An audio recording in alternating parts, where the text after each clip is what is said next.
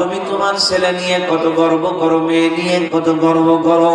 আমার মেয়েটা আল্লাহ ক্লাস 8-9 পর্যন্ত কোনোদিন তার কোনো ধরনের রিপোর্ট আসে নাই, কোনো ধরনের বদনাম শুনি নাই। ছেলেটা এসএসসি শেষ করলো, এ পর্যন্ত কোনো বদনাম তার নামে আমি শুনি নাই।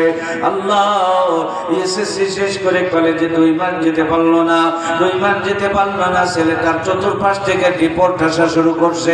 ভাই কেন আসে, ভাই কেন আসে তা ভালো করে জানি, কিন্তু কে কিছুই করার নাই।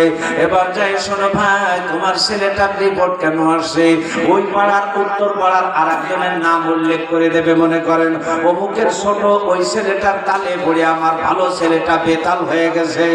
এই বলে কি বলে না? আমার বন্ধুরা, এই যে একজনের নাম তুমি বললা, ওর দুষ্ট ছেলের তালে পড়ে তোমার ভালো ছেলে দুষ্ট হয়ে গেছে। ওরে এই তালে পড়ায় এটাকেই বলা হয় সোহবত। ওই জায়গায় আমরা একটু ঘুরায়া বলি, এই দুষ্ট ছেলের তালে না পড়ে যদি ইমামের তালে পড়তো তাহলে রিপোর্ট শোনা লাগতো। এই কথা কয় না।